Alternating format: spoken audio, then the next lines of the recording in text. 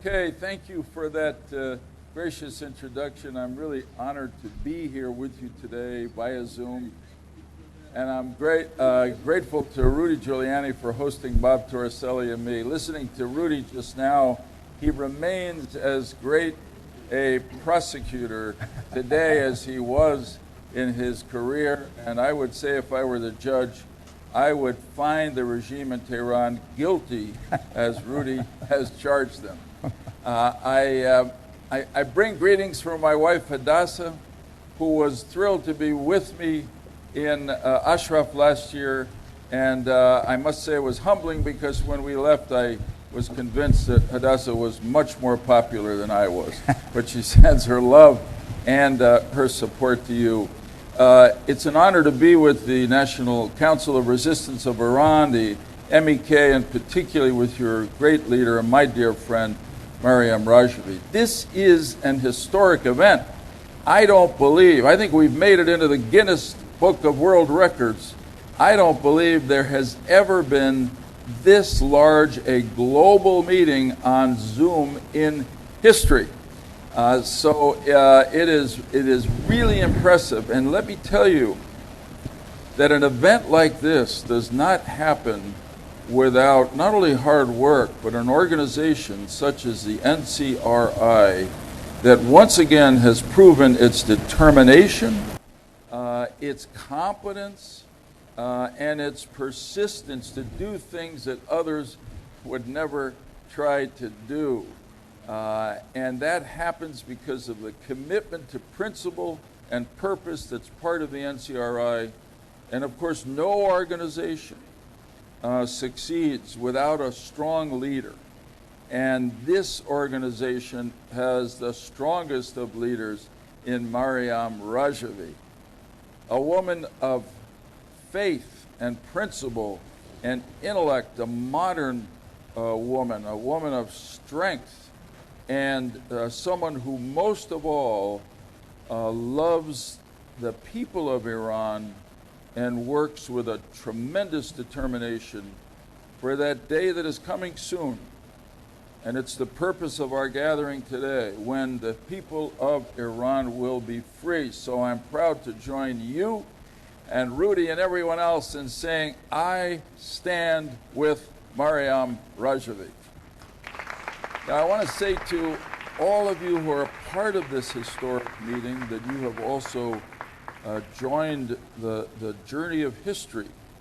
And as Mayor Giuliani suggested, this is the struggle that has gone on since creation between tyranny and freedom. And you have joined the side of freedom, freedom fighters all. And I say it started with creation because from the creation, every person on earth was given the birthright, the right by birth to be free.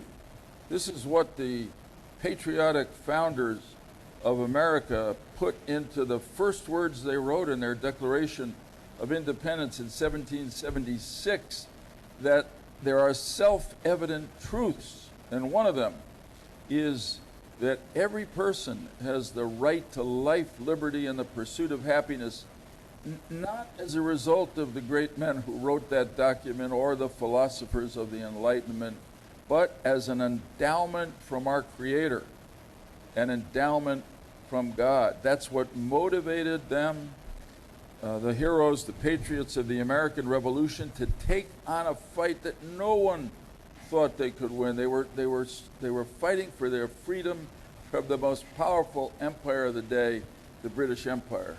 We've since become friends, so we try to forget that little difference of opinion we had. And the same was true for the French Revolution in the 19th century, and the tremendous resistance to Nazism and fascism during the 20th century, and of course the people who fought against all odds against the tyranny of the communist Soviet Union and prevailed. All of you who are here today, around the world, and particularly the heroic resistance fighters in Iran, have put yourself in the path of those who preceded, fighting against odds that others thought were insurmountable, and yet emerging victorious as you are today. You know, a great American leader, Dr. Martin Luther King, famously said, "The arc of the moral universe bends slowly, but it bends toward justice." But he also understood, and he said, that each of us has the capacity to bend that arc more quickly toward justice and freedom than it otherwise would bend. And that's what you are doing today. I am proud as an American to stand with the NCRI, the MEK, and Maryam Rajavi, because your values are American values. Your interests are American interests, and your enemy, this fanatical, aggressive, suppressive, tyrannical, terrorist-supporting, corrupt regime in Iran is our enemy. As America looks for ways to change this regime, to end this threat to our security from the regime in Iran, there is no better allies. There's no more natural alliance than with the NCRI. Is there another opposition group? Frankly, are there many groups in the world who could have organized a meeting like this globally? I don't think so. Is there another group in opposition to the Iranian regime on behalf of the Iranian people with support in Iran anywhere near the NCRI? No.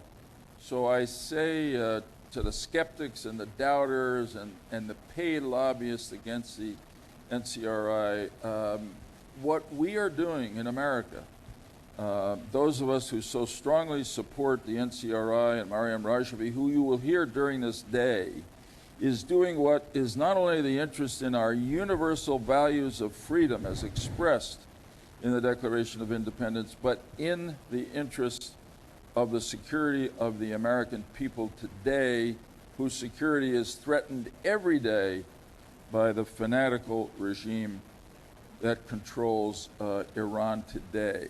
Rudy had said it, others have said it, this regime is weakening.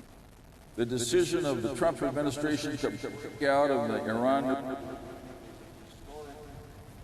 in the right direction, the pressure has weakened the regime in Iran. The increasing courage and protest from the Iranian people gives us hope that the day that we're dreaming of is coming. There are still people who will say to you, and they're here in America, and they will be here until we defeat their arguments, okay, let's go back to the table and negotiate with this regime in Tehran. But they haven't learned.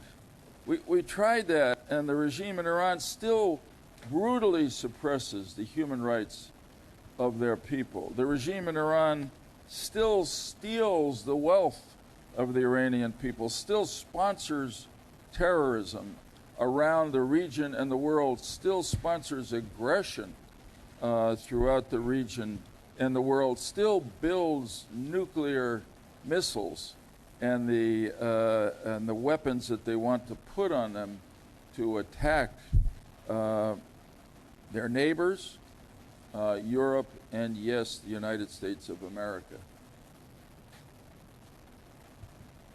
Should I continue? Okay, sorry. I was hoping you were hearing me. Let me say, therefore, that we have reached a point where we can conclude, after all that has been tried with this criminal syndicate that is holding the people and history and culture of Iran hostage, that everything that has been tried has not worked. And since the regime in Tehran has proven itself that it will not change, we must together act to change the regime.